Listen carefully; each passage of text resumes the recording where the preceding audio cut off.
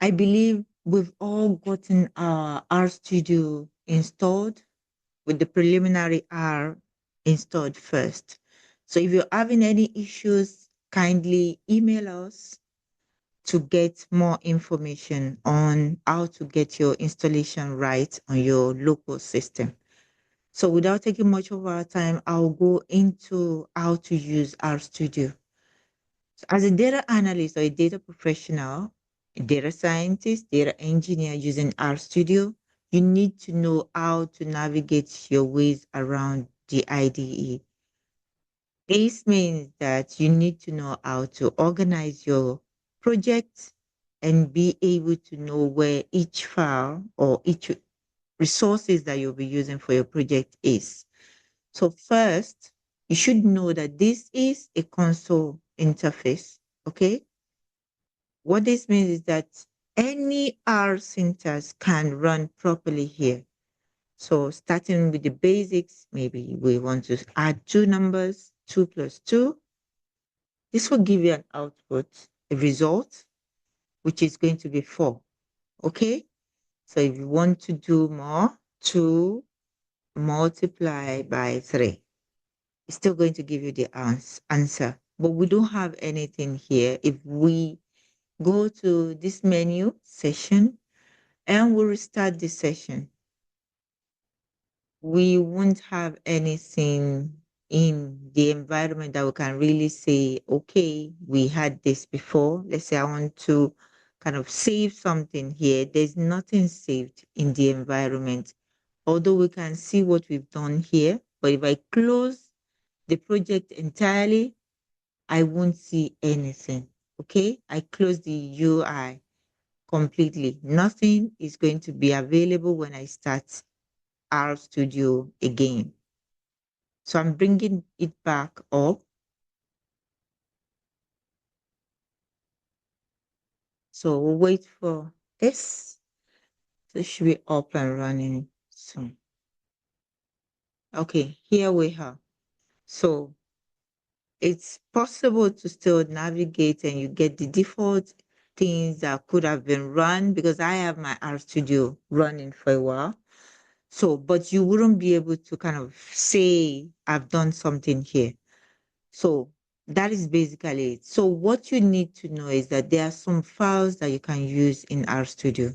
So if I click on this icon, the square box, the white square box with the plus sign on it, it's going to give you access to the basic common files that are used in RStudio. The first one is the R script. So this makes it possible for you to see an extra window for an R script, a file that could be saved. Okay, so now we have one. Let me use annotation. So this is one window. Sorry for my typo there. And this is the second one. That's the environment window or tab. Then this is the third one. That was the first one that we had interaction with. That's the console. Then the file pane as well. Okay, this is going to be the fourth one. Okay. So this is the fourth window.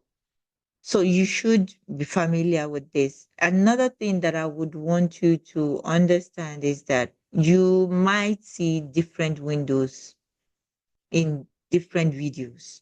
So that's the next thing that I want us to look at. I'm going to clean the annotation that I've done here. So I will take you to another menu. This window can be changed. So all you need to do is go to tools for your own convenience using the IDE. You go to global options. So the global options give you a window where you can change everything that you're seeing here. So these are general stuff that kind of properties for your IDE that you might not want to change mostly, but some of the checked options here are things that you should take note of. So for this, restore previous open source documents as startup, that is That means that any working file that you have opened that you didn't close manually, you're still going to have it opened when you launch your RStudio the next time. So you can also restore most recently opened project as startup. This is an option that I don't usually keep. So, but you can keep this or you can kind of uncheck this as well. So the another thing here is the workspace. This restore.r data into workspace as startup. It's recommended maybe not to check this. Let all the data go away, that you start with something new and you're not going to get confused at the end of the day. So save workspace to .r data on exit. That should be never, is recommended to be never. So history also, always save history even when not saving .r data. You have a choice. You can check this or uncheck. So remove duplicate entries in history. That is something you can also ignore. So the others, just let them be by default. Okay. So that is that. So we need the automatic update for the RStudio to get the notification so that we can install the new version or the latest version. So send automated crash reports to RStudio, then wrap around when navigating to previous or next tab. So that is for the general configuration or properties. So the code, there are so many that you can have here. I'm going to disable this for those who are not familiar with the native pipe. So I'm going to take that. That's for another class. So then what else? The others, just kindly let it be by default. But the most important one that I want you to notice this one. When you have an ID that is beautiful, I think it encourages you more to do more. So that is the one that I'm going to go through now. So you can change the theme of your studio here. We have two, modern and sky. I chose the sky. You have a choice there. Then the zoom level, you can change it to the level that is convenient for you. The font type, the text rendering, the font size, all this can be changed here. And also the editor theme. You can make changes as you wish.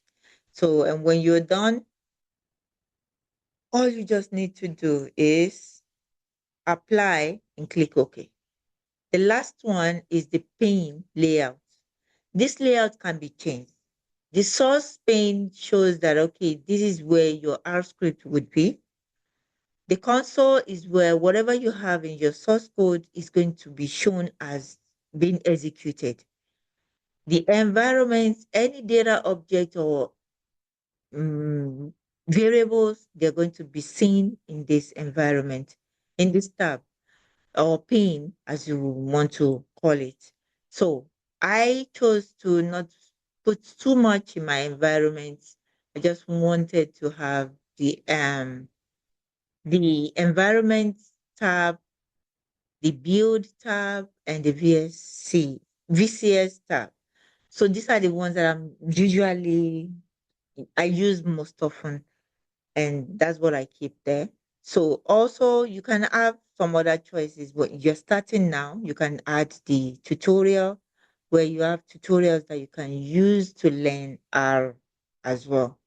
So that is for the environment pane.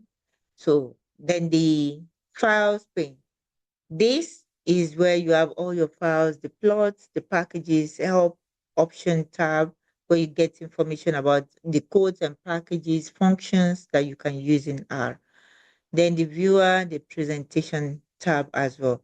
So when you're done, just click on apply. And this is where we're going to stop for the configuration. And that should be enough for us for